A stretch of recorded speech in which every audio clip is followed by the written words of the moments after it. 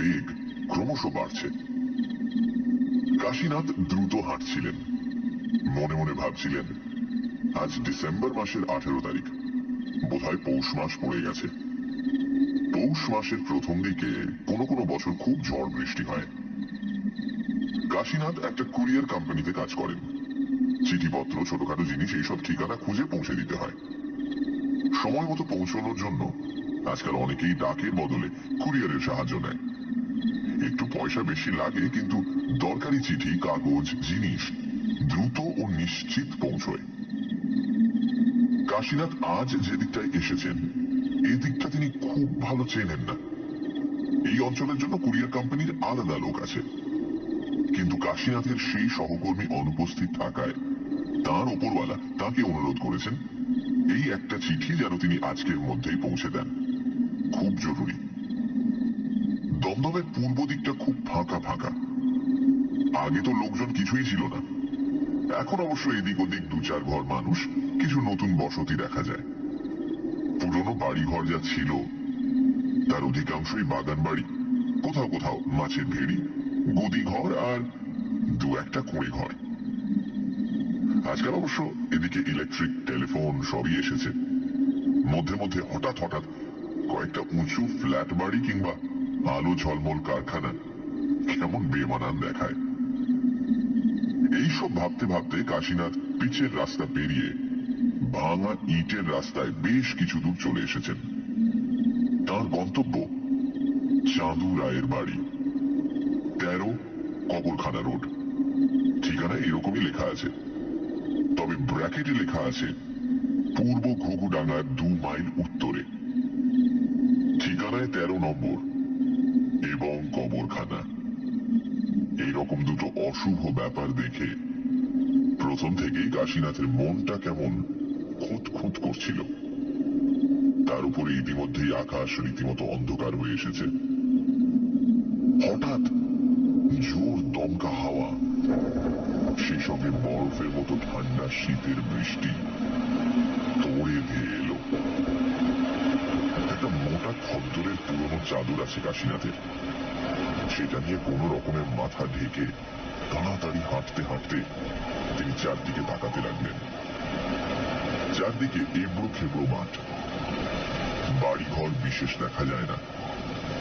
মাঠের মধ্যে অনেক দেওয়াল উঠেছে, বোধহয় ভবিষ্যতে হাউজিং হবে।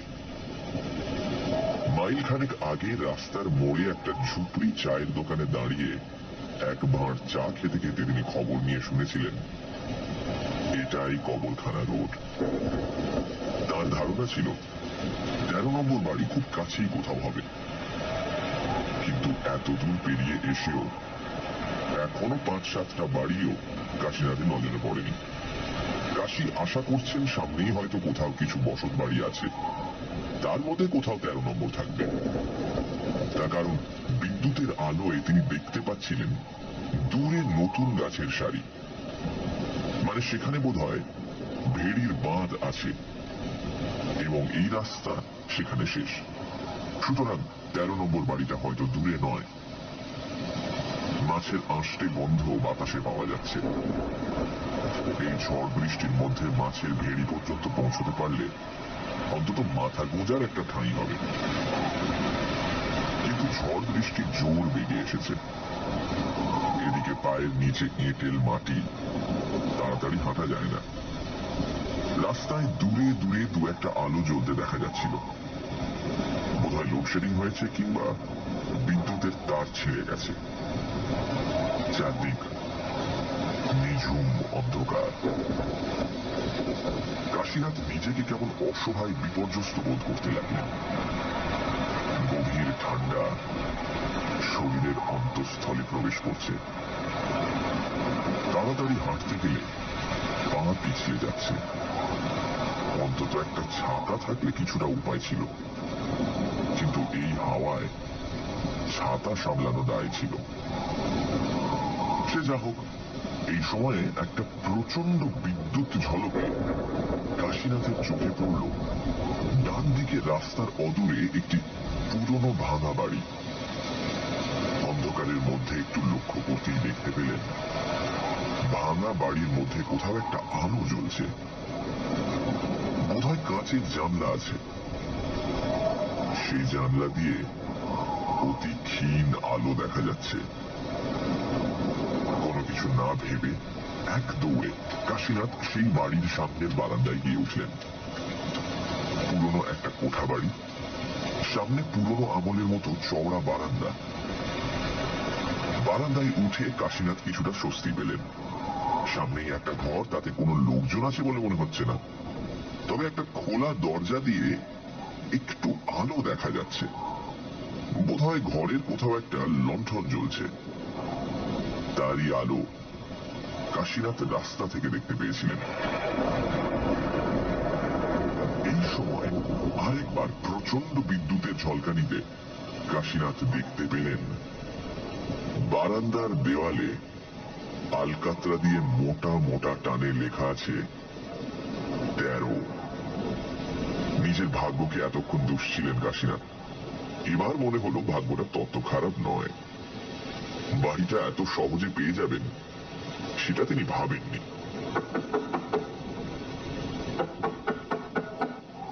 দুবার দরজায় ঠকঠক করে কোনো সাড়া না পেয়ে কাশীনাথ খোলা দরজা দিয়ে ঘরে ঢুকে গেলেন। ঘরের এক কোণে একটা লণ্ঠন জ্বলছে। ঘরের ভেতর কতগুলো ভাঙা তক্তাপোষ, চেয়ার, টেবিল, কয়েকটা পুরনো আলমারি ভর্তি বই। কাশীনাথ ঘরে ঢুকতেই হঠাৎ ভেতরের দিক থেকে এক ব্যক্তির আবির্ভাব হলো। লোকটাকে দেখে কেমন খটকা লাগলো কাশীনাথের। লোকটা যেন হাঁটছে না, কেউ তাকে হাঁটাচ্ছে। যেমন যেমন পুতুল নাচে পুতুলকে নাচায়। মরা মাছের মতো চোখ। লোকটাকে দেখে ভালো লাগলো না কাশীনাথের। তাড়াতাড়ি চিঠিটা দিয়ে যত তাড়াতাড়ি এখান থেকে বেরিয়ে পড়া যায় ততই ভালো। কিন্তু বাইরেও তো ভীষণ দুর্যোগ। চিঠিটা ঝোলা থেকে বার করে আগন্তুকের দিকে এগিয়ে দিতে আগন্তুক কাশীনাথকে জিজ্ঞেস করল, কার চিঠি? খামের ঠিকানা আরেকবার দেখে নিয়ে কাশীনাথ বললেন, চাঁদুবাবুর চিঠি। আগন্তুক বলল, চাঁদুবাবুর জন্য আপনাকে অপেক্ষা করতে হবে। চাঁদুবাবু আজকাল দেরি করে আসেন। কাশীনাথ বললেন, আপনি চিঠিটা রেখে দিন না। আগন্তুক বলল, চিঠিটা আমি রাখতে পারি, কিন্তু আপনার কি হবে? কাশীনাথ চিন্তিত হলেন, বললেন, আমার আবার কি হবে? আগন্তুক বলল, দাঁড়ান দেখি। তারপর বারান্দায় উঁকি দিয়ে রামলাল বলে কাকে ডাকতে লাগলো। একটু পরে রামলাল এলো, কিন্তু সে হুবহু প্রথম ব্যক্তিটির মতো দেখতে। তাকে ফিসফিস করে প্রথম ব্যক্তি কিশোর যেন বললেন। তখন রামলাল কাশীনাথকে বলল, আপনাকে চাঁদুবাবুর জন্য অপেক্ষা করতে হবে। ইতিমধ্যে প্রায় একই রকম দেখতে তৃতীয় এক ব্যক্তির আবির্ভাব হলো বাড়ির ভেতরের দিক থেকে।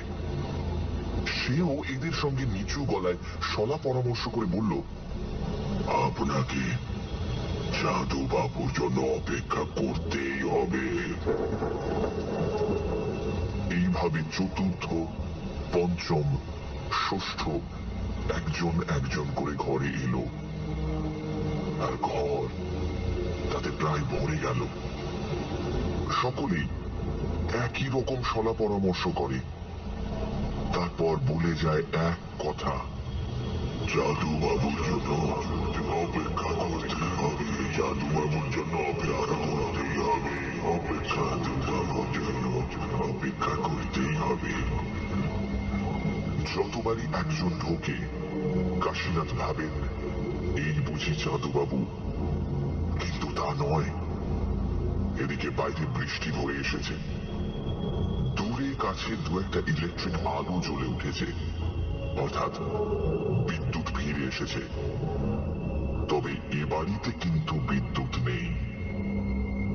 যা না থাক, যথেষ্ট হয়েছে। কাশীনাথ আর অপেক্ষা করবেন না, এখান থেকে বেরিয়ে যেতেই হবে। খুবই ভয়াবহ পরিবেশ।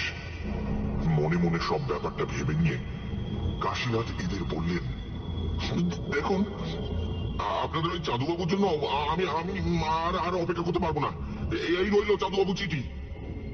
সামনের একটা ভাঙা টেবিলের উপর চিঠিটা রেখে কাশীনাথ বেরোচ্ছিলেন, এমন সময় বাইরে জলে ডোবা মাঠে শব্দ শোনা গেল। ছপ ছপ করে হেঁটে কে যেন আসছে। ঘরের সবাই প্রায় সমস্বরে চেঁচিয়ে উঠল, যাচ্ছেন কোথায় মশাই? পায়ের শব্দ পাওয়া যাচ্ছে। ওই তো চাঁদুবাবু এসে গেছে। যাচ্ছেন কোথায়? পায়ের শব্দ পাওয়া যাচ্ছে। ওই তো শব্দ পাওয়া যাচ্ছে। ওই তো চাঁদুবাবু এসে গেছে। পায়ের শব্দ পাওয়া যাচ্ছে। ওই তো চাঁদুবাবু শব্দ পাওয়া যাচ্ছে। ওই তো চাঁদুবাবু এসে গেছে। ঠিক তখনই লণ্ঠনটা যেদিকে চলছে সেই দেয়ালে একটা বড় ফটোর দিকে চোখ পড়ল কাশীনাথের। একজন মধ্যবয়সী মোটা সোটা মানুষের আবক্ষ ছবি। ছবির নিচে লেখা, চাঁদুবাবু, জন্ম 7ই বৈশাখ 1350, মৃত্যু 1 পৌষ 1406। সঙ্গে সঙ্গে কাশীনাথের মনে হল, সর্বনাশ, আজকেই তো 1 পৌষ। তার মানে 3 বছর হলো চাঁদুবাবু মারা গেছেন। এক মুহূর্ত দেরি না করে ঝড়ের বেগে ঘর থেকে বেরিয়ে বারান্দা এক লাফে নিয়ে বৃষ্টির মধ্যে সামনের মাঠ ধরে ছুটতে লাগলেন কাশীনাথ। সে ছোটার বিরাম নেই।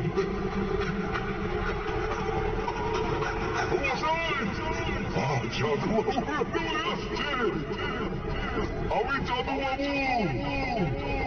যত জোরেই ছুটুন, পেছনে জলে ভেজা পায়ের ছপ ছপ শব্দ। চাঁদুবাবু ঠিক পেছনেই আসছেন।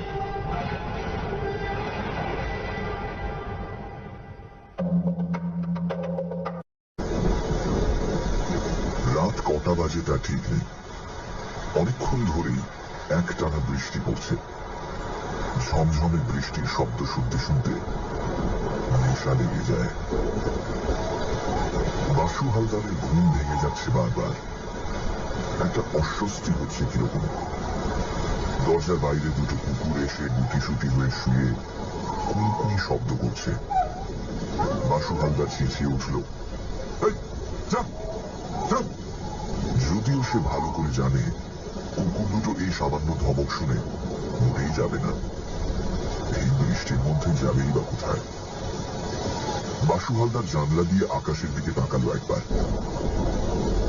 বৃষ্টি থামবার কোনো লক্ষণ নেই। আজ আর কেউ আসবে না মনে হয়। বাসু হালদার আজ সন্ধ্যের মুখে বাড়ি চলে যাবে ভেবেছিল।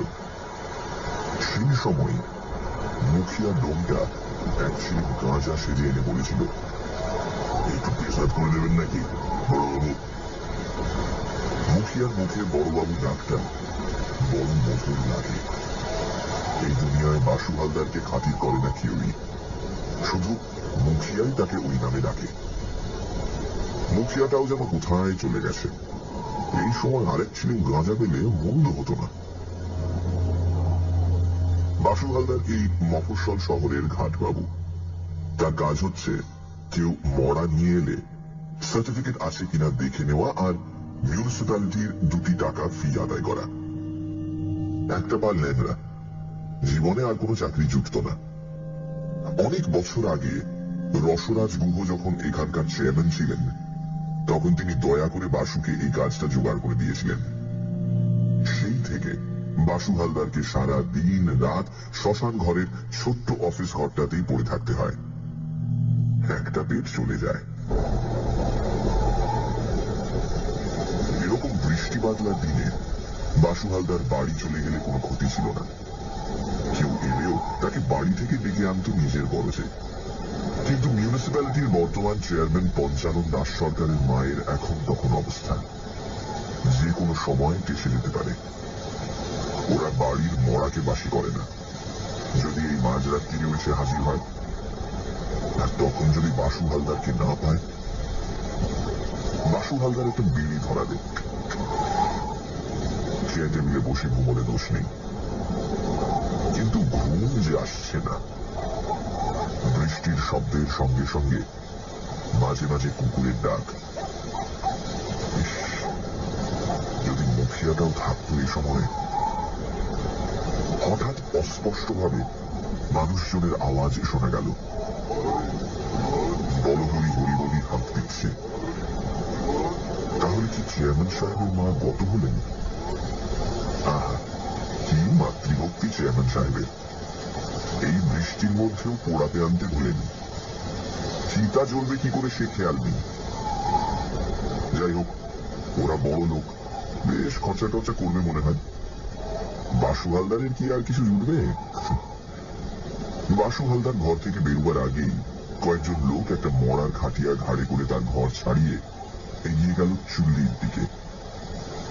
বাসু হালদার বুঝল, এ তো চেয়ারম্যান সাহেবের মা নয়। তাহলে সঙ্গে অনেক লোক থাকতো, অনেক চেঁচামেচি, অনেক ধুমধাম। তাহলে আর ব্যস্ততা দেখে কি হবে? সে নিজে টেবিলে গ্যাঁট হয়ে বসে থাকবে। আসুক না, ওরাই আসুক। ঘাটবাবুর অফিসে আর কোনো কর্মচারী না থাকলেও সেই তো বড়বাবু। বেশ কিছু সময় কেটে গেল, কিন্তু ওরা কেউ এলো না। আর কোনো সাড়া শব্দও পাওয়া গেল না। কৌতূহলে বাসু হালদার বেরিয়ে এলো। বৃষ্টি অকস্মাৎ ধরে এসেছে। আকাশে গুঁড়ি গুঁড়ি করে পড়ছে, তবে আর বেশিক্ষণ চলবে না বোঝা যায়। কয়েকজন লোক মরার খাটটা এক পাশে নামিয়ে রেখে নিজেরাই কাঠ সাজাতে শুরু করেছে। বাসু হালদার কাছে এসে দাঁড়িয়ে বলল, কি ব্যাপার? লোকগুলো একটু চমকে উঠল। তাদের মধ্যে একজন এগিয়ে এসে বলল, ডোম টোম কাউকে দেখছি না, তাই আমরা নিজেরাই ব্যবস্থা করে নিচ্ছি। বাসু হালদার ভুরু কুঁচকে বলল, ব্যবস্থা করে নিচ্ছেন মানে? মরা রেজিস্ট্রি করতে হবে না? মরা রেজিস্ট্রি? সে আবার কি? বাহ, যে কোনো মরা এনেই আপনারা পুড়িয়ে ফেলবেন? এ কি বেওয়ারিশ কারবার নাকি? লোকটি এক মুহূর্ত চিন্তা করে বলল, ঠিক আছে, রেজিস্ট্রি করে দিন। ক টাকা লাগবে? লোকটি জামার পকেট থেকে ফস করে 2 টাকার নোট বার করে দিল। অন্য লোকগুলো চুপচাপ দাঁড়িয়ে। বাসু হালদার সবার দিকে একবার চোখ বুলল। কেউই তার চেনা নয়। এরকম ছোট শহরে এতগুলো অচেনা লোক। সানডে সাসপেন্স, শুধুমাত্র রেডিও মির্চি 90.3 FM-এ। সানডে সাসপেন্সে আজ সুনীল গঙ্গোপাধ্যায়ের লেখা ঘাটবাবু। এক বৃষ্টির রাতে ঘাটবাবু বাসু হালদার যখন একা শ্মশানে বসে, একদল লোক একটি মরা নিয়ে শ্মশানে ঢুকল। বাসু হালদার ডাক্তারের সার্টিফিকেট দেখতে চাইলেন। লোকগুলো সার্টিফিকেট দেখাতে অস্বীকার করল। বাসু হালদার দেখল লোকগুলো তার সম্পূর্ণ অচেনা। তারপর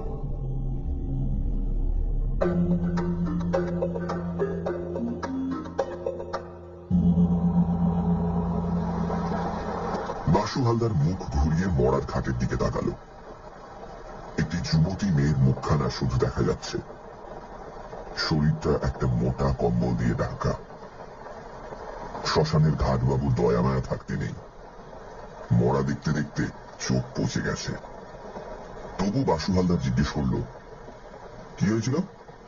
কলেরা। হঠাৎ, মাত্র কয়েক ঘন্টার মধ্যে? লোকটি খুব দুঃখের ভাব দেখিয়ে ফুঁপিয়ে উঠল। তারপর 10 টাকার নোট 2খানা এগিয়ে দিয়ে বলল, নিন, বৃষ্টি ধরে এসেছে, চটপট কাজ শুরু করে ফেলি। বাসু হালদার বলল, ডোম না এলে আপনারা কি করবেন? চিতা সাজানো কি সহজ কথা? ও আমরা ঠিক ব্যবস্থা করে ফেলব। বাসু হালদার এবার গম্ভীর ভাবে বলল, কই দেখি ডাক্তারের সার্টিফিকেট। যে লোকটি এগিয়ে এসে কথা বলছিল সে একটু যেন চমকে গেল। তারপর অন্যদের দিকে তাকিয়ে বলল, কে ডাক্তারের সার্টিফিকেট খানা কার কাছে রাখলি? একজন বলল, সেটা বোধহয় ফেলে এসেছি। বাসু হালদার কড়া হয়ে বলল, ফেলে এসেছেন? জানেন না শ্মশানে মরা নিয়ে এলে সার্টিফিকেট আনতে হয়? যান এক্ষুনি নিয়ে আসুন। এই বৃষ্টির মধ্যে আবার যেতে হবে? নিশ্চয়ই। আপনি 20 টাকা রাখুন না। টাকার কথা পরে, আগে সার্টিফিকেট দেখি। আরেকজন পকেটে হাত দিয়ে বলল, ও এই তো, সার্টিফিকেট আমার কাছে রয়ে গেছে। লোকটি পকেট থেকে একটা কাগজ বার করে দিল। তাতে কিছু একটা লেখা ছিল, এখন জলে ভিজে একেবারে ঝাপসা হয়ে গেছে। এটা কি? এটা কিছুই পড়া যাচ্ছে না। জলে ভিজে গেছে, কি করবো বলুন? তা বললে তো চলবে না। রুগী কিসে মরলো সেটা তো খাতায় লিখতে হবে। বললাম তো কলেরায়। আপনার মুখের কথাই তো হবে না, ডাক্তারের লেখা চাই। লোকটি এবার এগিয়ে এসে বাসু হালদারের হাতে নোট দুখানা গুঁজে দিয়ে বলল, কেন আর ঝামেলা করবেন? আরে খাতায় যাও, একটা কিছু লিখে দিন না। বাসু হালদার হাত সরিয়ে নিয়ে বলল, ওসব চলবে না। বাসু হালদারের মানে লেগেছে। সে এই ঘাটের বড় বাবু, তার একটা মাত্র পেট, সে টাকা পয়সা পরোয়া করে না। তাকে ঘুষ দিতে আসা? বাসু হালদার নিচু হয়ে মরার গা থেকে কম্বলখানা এক টানে তুলে ফেলল। তারপরই একটা আর্ত চিৎকার করে ফেলল সে।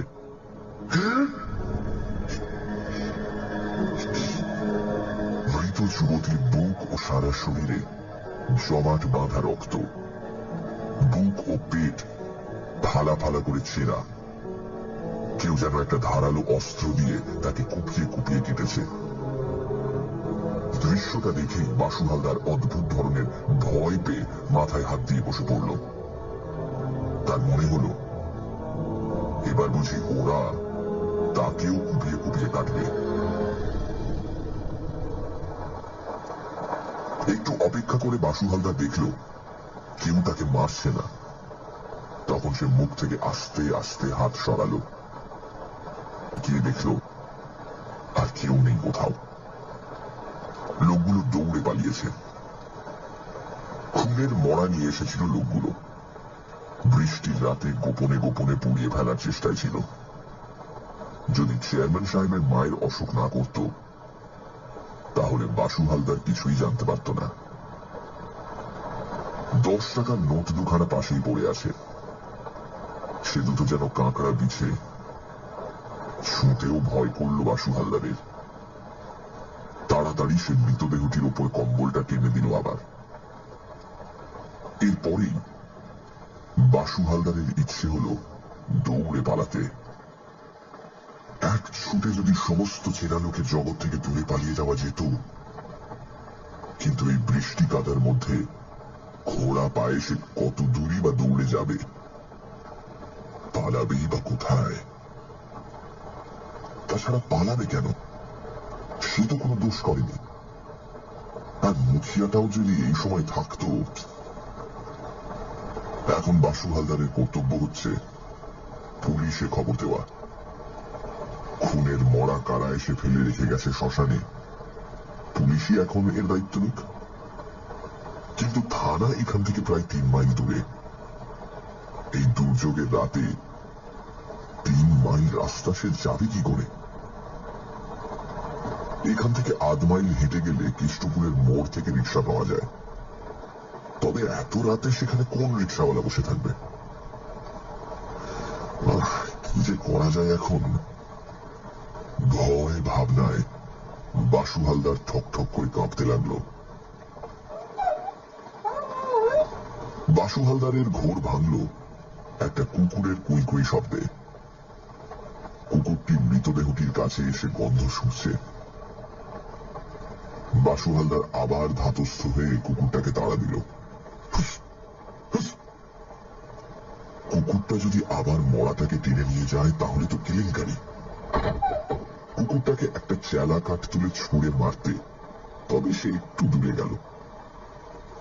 শ্মশানে বাসু হালদার অনেক রাত একা কাটিয়েছে। দেখেছে, কিন্তু কোনোদিন তার এমন ভয় হয়নি। মৃতদেহটির দিকে আরেকবার তাকালো। শুধু মুখখানা দেখে কিছুই বোঝা যায় না। ফুটফুটে একটি যুবতীর মুখ, যেন একবার ডাকলেই জেগে উঠবে। এখন তো এই মরা ফেলে পুলিশ ডাকতে যাওয়ার আর প্রশ্নই ওঠে না। কুকুরে যদি মরা টেনে নিয়ে যায়, তাহলে আবার সে কোন ফ্যাসাদে পড়বে কে জানে। যে লোকগুলো মৃতদেহটি এনেছিল তারা সবাই অচেনা। বাসু হালদার পুলিশকে তাদের হদিশ কিছুই দিতে পারবে না। অন্য কোনো জায়গা থেকে তারা এই খুনের মরা নিয়ে এসেছে। বাসু হালদার আর দাঁড়াতে পারছে না। আস্তে আস্তে বসে পড়ল মরাটার খাটিয়ার পাশে। আবার চুপ চুপ করে বৃষ্টি পড়তে শুরু করেছে। ভিজে যাচ্ছে মেয়েটা, ঠিক যেন একটা জ্যান্ত মেয়ে। ঘুমিয়ে পড়েছে, আর বৃষ্টিতে ভিজে যাচ্ছে তার মুখ। নিজের অজ্ঞাতেই বাসু হালদার হাতটা বাড়িয়ে মেয়েটির মুখ থেকে জল মুছে দিতে লাগলো। ফর্সা সরল মুখখানা। এরকম কোন সুন্দরী যুবতীর এত কাছাকাছি কখনো বসেনি বাসু হালদার। যদি জীবিত থাকতো মেয়েটি, তাহলে তার গালে এরকম হাত দিলে সে কি রেগে চেঁচিয়ে উঠত না? আর সত্যি যদি তাই হয়, বাসু হালদারের উপর রাগ করার জন্যই মেয়েটি যদি বেঁচে ওঠে, সে যত ইচ্ছে রাগ করুক, তবু বেঁচে উঠুক।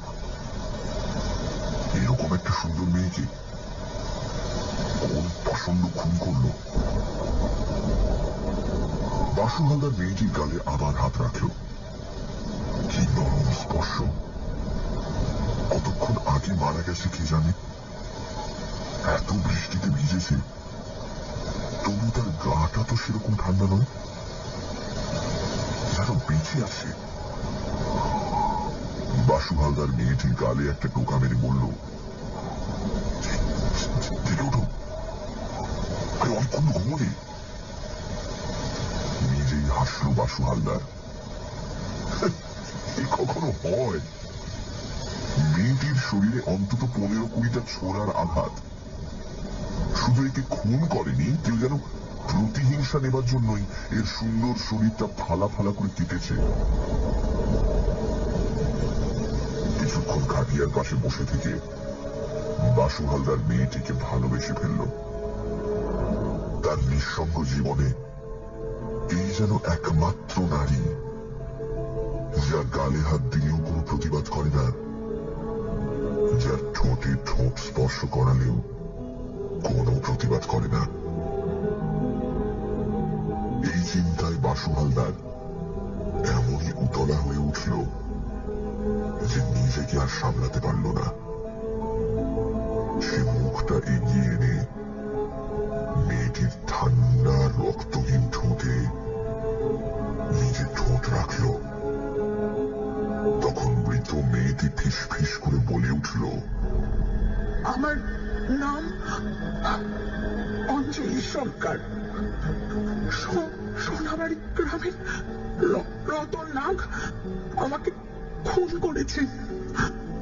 তুমি একটু দেখো। ছিটকে খানিকটা দূরে পড়ে গিয়ে বাসু হালদার কোনো কোনো শব্দ করতে লাগলো।